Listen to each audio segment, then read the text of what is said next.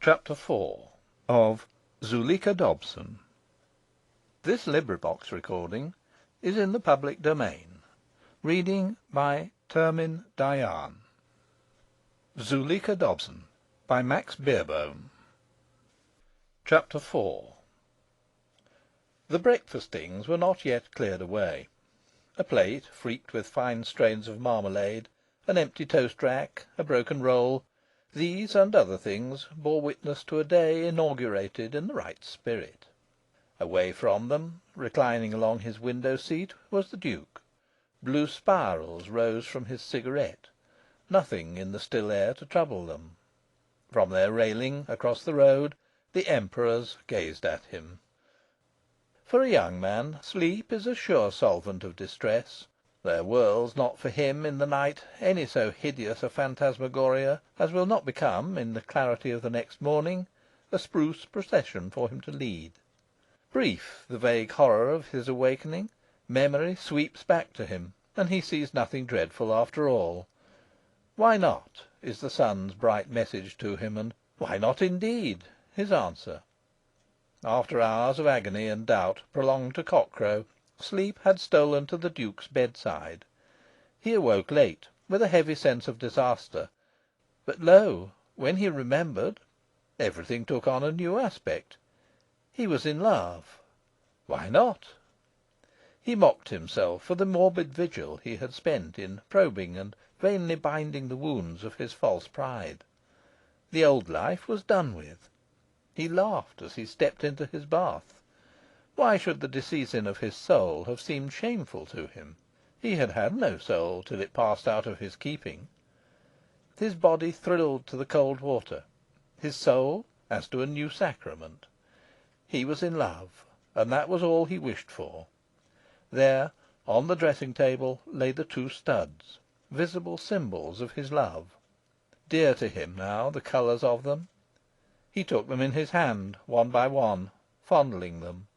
He wished he could wear them in the daytime, but this, of course, was impossible.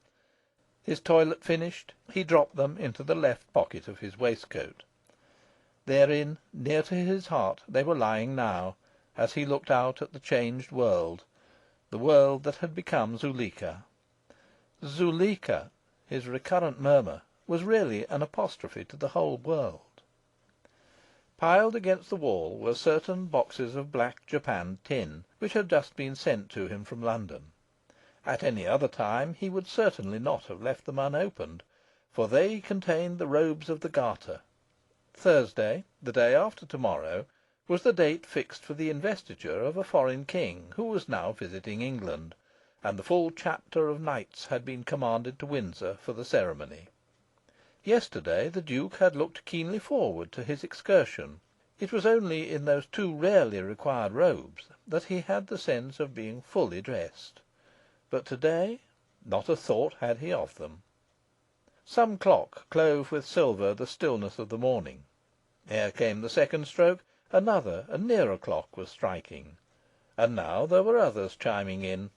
The air was confused with the sweet babel of its many spires, some of them booming deep, measured sequences, some tinkling impatiently, and outwitting others which had begun before them. And when this anthem of jealous antiphonies and uneven rhythms had dwindled quite away, and fainted in one last solitary note of silver, there started somewhere another sequence, and this, almost at its last stroke, was interrupted by yet another, which went on to tell the hour of noon in its own way, quite slowly and significantly, as though none knew it. And now Oxford was astir with footsteps and laughter, the laughter and quick footsteps of youths released from lecture-rooms. The Duke shifted from the window. Somehow he did not care to be observed, though it was usually at this hour that he showed himself for the setting of some new fashion in costume. Many an undergraduate, looking up, missed the picture in the window-frame. The Duke paced to and fro, smiling ecstatically. He took the two studs from his pocket, and gazed at them. He looked in the glass, as one seeking the sympathy of a familiar. For the first time in his life he turned impatiently aside. It was a new kind of sympathy he needed to-day. The front door slammed, and the staircase creaked to the ascent of two heavy boots. The Duke listened, waited irresolute. The boots, past his door, were already clumping up the next flight. "Noakes!" he cried. The boots paused, then clumped down again. The door opened, and disclosed that homely figure which Zuleika had seen on her way to Judas. Sensitive reader, start not at the apparition. Oxford is a plexus of anomalies. These two youths were, odd as it may seem to you, subject to the same statutes, affiliated to the same college, reading for the same school, ay, and though the one had inherited half a score of noble and castellated roofs, whose mere repairs cost him annually thousands and thousands of pounds, and the other's people had but one little mean square of lead, from which the fireworks of the Crystal Palace were clearly visible every Thursday evening, in Oxford one roof sheltered both of them. Furthermore, there was even some measure of intimacy between them. It was the Duke's whim to condescend further in the direction of Noakes than in any other.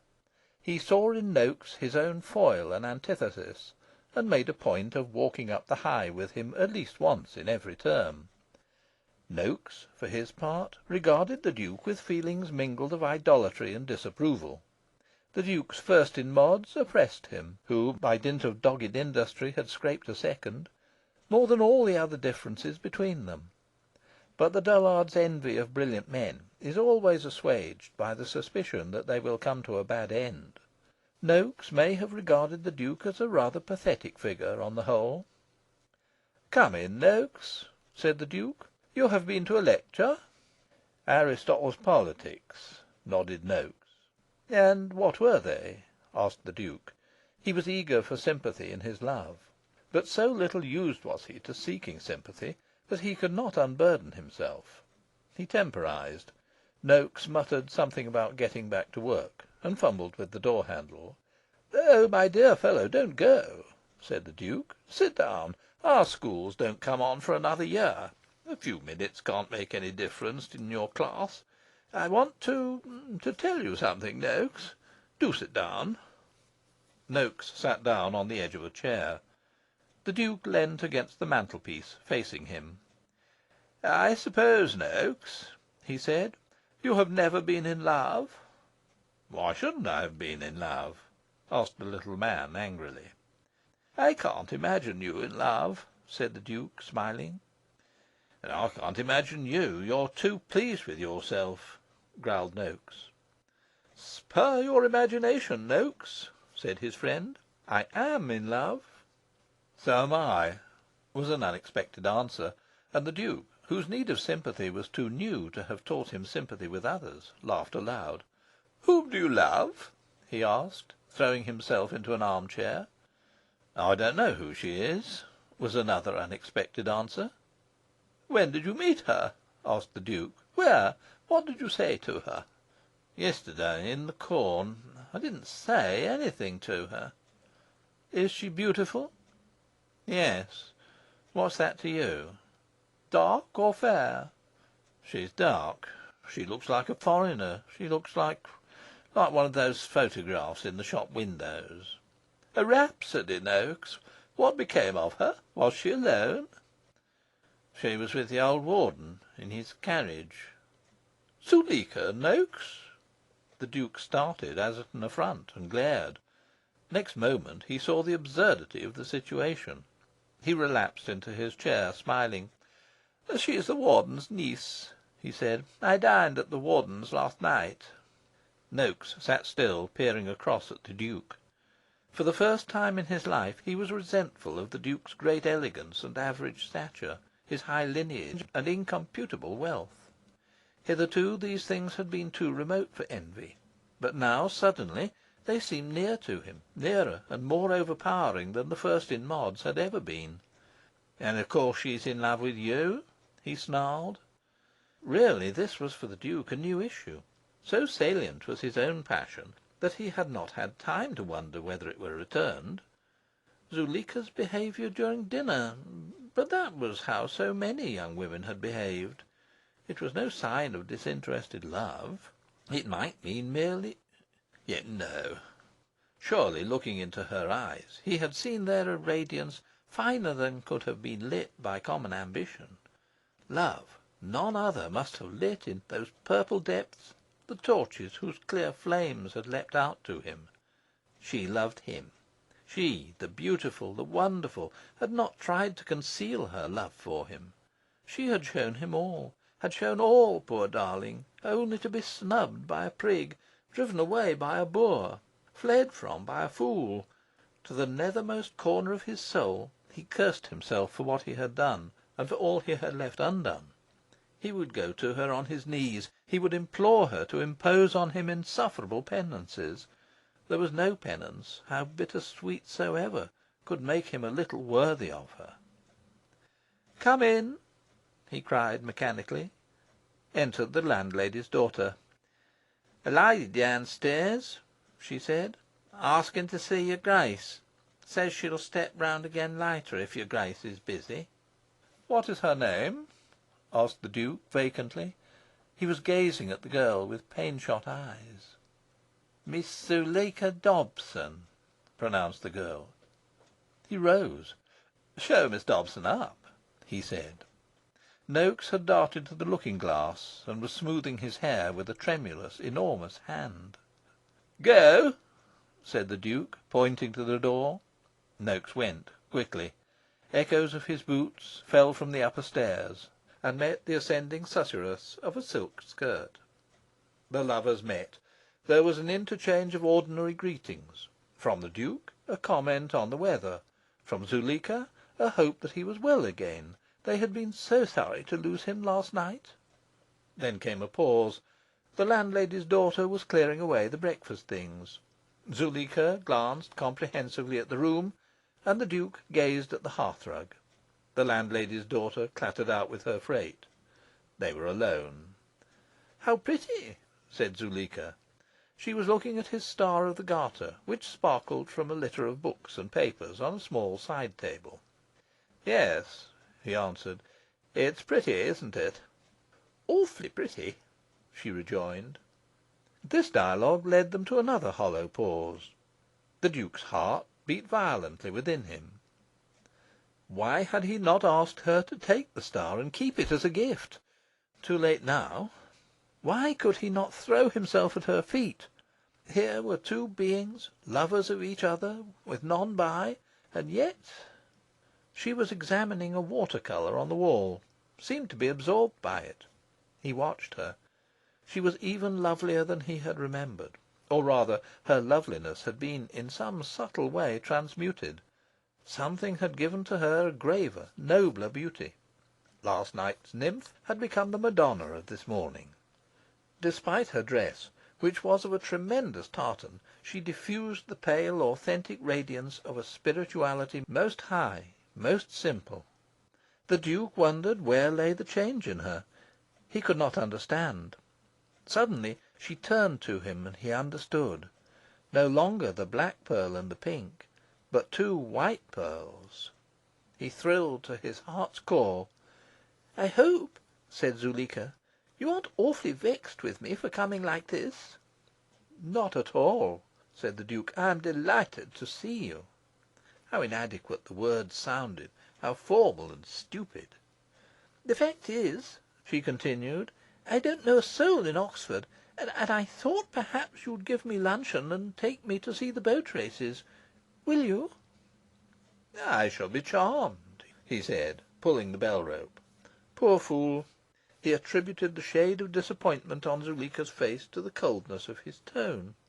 He would dispel that shade. He would avow himself. He would leave her no longer in this false position. So soon as he had told them about the meal, he would proclaim his passion. The bell was answered by the landlady's daughter. "Miss Dobson will stay to luncheon," said the Duke. The girl withdrew. He wished he could have asked her not to. He steeled himself. "Miss Dobson," he said, "I wish to apologise to you." Zuleika looked at him eagerly. "You can't give me luncheon? You've got something better to do?" "No, I wish to ask you to forgive me for my behaviour last night." "There is nothing to forgive." "There is. My manners were vile. I know well what happened, though you, too, cannot have forgotten. I won't spare myself the recital. You were my hostess, and I ignored you. Magnanimous, you paid me the prettiest compliment a woman ever paid to man, and I insulted you. I left the house in order that I might not see you again. To the doorsteps down which he should have kicked me, your grandfather followed me with words of kindliest courtesy. If he had sped me with a kick so skilful that my skull had been shattered on the kerb, neither would he have outstepped those bounds set to the conduct of English gentlemen, nor would you have garnered more than a trifle on account of your proper reckoning. I do not say that you are the first person whom I have wantonly injured, but it is a fact that I, in whom pride has ever been the topmost quality, have never expressed sorrow to any one for anything. Thus I might urge that my present abjectness must be intolerably painful to me, and should incline you to forgive.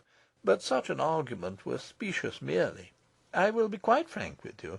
I will confess to you that, in this humbling of myself before you, I take a pleasure as passionate as it is strange. A confusion of feelings? Yet you, with a woman's instinct, will already have caught the clue to it. It needs no mirror to assure me that the clue is here for you in my eyes. It needs no dictionary of quotations to remind me that the eyes are the windows of the soul. And I know that from two open windows my soul has been leaning and signalling to you in a code far more definitive and swifter than words of mine, that I love you. Zuleika, listening to him, had grown gradually paler and paler. She had raised her hands, and cowered as though he were about to strike her. And then, as he pronounced the last three words, she had clasped her hands to her face, and with a wild sob darted away from him. She was leaning now against the window, her head bowed, and her shoulders quivering. The Duke came softly behind her. "Why should you cry? Why should you turn away from me? Did I frighten you with the suddenness of my words? I am not versed in the tricks of wooing. I should have been more patient. But I love you so much that I could hardly have waited. A secret hope that you loved me too emboldened me, compelled me. You do love me, I know it. And knowing it, I do but ask you to give yourself to me, to be my wife. Why should you cry? Why should you shrink from me, dear? If there were anything, any secret, if you had ever loved and been deceived, do you think I should honour you the less deeply, should not cherish you the more tenderly? Enough for me that you are mine. Do you think I could ever reproach you for anything that may have... Zuleika turned on him. "How dare you?" she gasped. "How dare you speak to me like that?" The Duke reeled back. Horror had come into his eyes. "You do not love me," he cried. "Love you?" she retorted. "You? You no longer love me. Why? Why? What do you mean? You loved me. Don't trifle with me. You came to me loving me with all your heart. How do you know? Look in the glass." She went at his bidding. He followed her. "You see them?" he said, after a long pause. Zuleika nodded. The two pearls quivered to her nod. "They were white when you came to me," he sighed. "They were white because you loved me. From them it was that I knew you loved me, even as I loved you. But their old colours have come back to them. That is how I know that your love for me is dead." Zuleika stood gazing pensively, twitching the two pearls between her fingers. Tears gathered in her eyes. She met the reflection of her lover's eyes, and her tears brimmed over. She buried her face in her hands and sobbed like a child. Like a child, her sobbing ceased quite suddenly. She groped for her handkerchief, angrily dried her eyes, and straightened and smoothed herself. "Now I am going," she said. "You came here of your own accord, because you loved me," said the Duke. "And you shall not go till you have told me why you have left off loving me." "How did you know I loved you?" she asked, after a pause. "How did you know I hadn't simply put on another pair of earrings?" The Duke, with a melancholy laugh, drew the two studs from his waistcoat pocket. "These are the studs I wore last night," he said. Zuleika gazed at them. "I see," she said. Then, looking up, "When did they become like that?" "It was when you left the dining room that I saw the change in them." "How strange! It was when I went into the drawing room that I noticed mine. I was looking in the glass, and—" She started. "Then you were in love with me last night?" "I began to be in love with you from the moment I saw you." "Then how could you have behaved as you did?" "Because I was a pedant. I tried to ignore you, as pedants always do try to ignore any fact that they cannot fit into their pet system. The basis of my pet system was celibacy. I don't mean the mere state of being a bachelor. I mean celibacy of the soul. Egoism, in fact. You have converted me from that. I am now a confirmed tuist." "How dared you insult me?" she cried, with a stamp of her foot. "How dared you make a fool of me before those people? Oh, it is too infamous!" "I have already asked you to forgive me for that. You said there was nothing to forgive." "I didn't dream that you were in love with me." "What difference can that make?" "All the difference. All the difference in life." "Sit down. You bewilder me," said the Duke.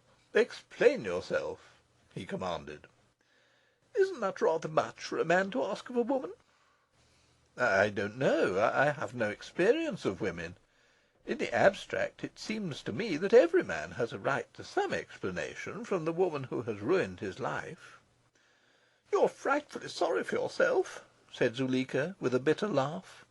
"Of course it doesn't occur to you that I am at all to be pitied. No, you are blind with selfishness. You love me. I don't love you. That's all you can realise. Probably you think you are the first man who has ever fallen on such a plight," said the Duke, bowing over a deprecatory hand. "If there were to pass my window one tithe of them whose hearts have been lost to Miss Dobson, I should win no solace from that interminable parade." Zuleika blushed. "Yet," she said, more gently, "be sure they would all be not a little envious of you. Not one of them ever touched the surface of my heart. You stirred my heart to its very depths. Yes, you made me love you madly. The pearls told you no lie. You were my idol, the one thing in the wide world to me. You were so different from any man I had ever seen, except in dreams. You did not make a fool of yourself. I admired you. I respected you. I was all afire with adoration of you. And now—" She passed her hand across her eyes. "Now it is all over. The idol has come sliding down its pedestal to fawn and grovel with all the other infatuates in the dust about my feet." The Duke looked thoughtfully at her.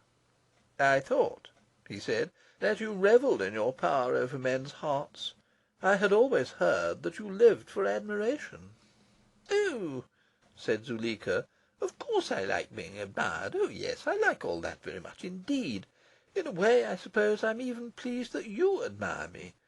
But oh, what a little miserable pleasure that is in comparison with the rapture I have forfeited! I had never known the rapture of being in love. I had longed for it, but I had never guessed how wonderfully wonderful it was. It came to me. I shuddered and wavered like a fountain in the wind. I was more helpless, and flew lightlier than a shred of thistledown among the stars.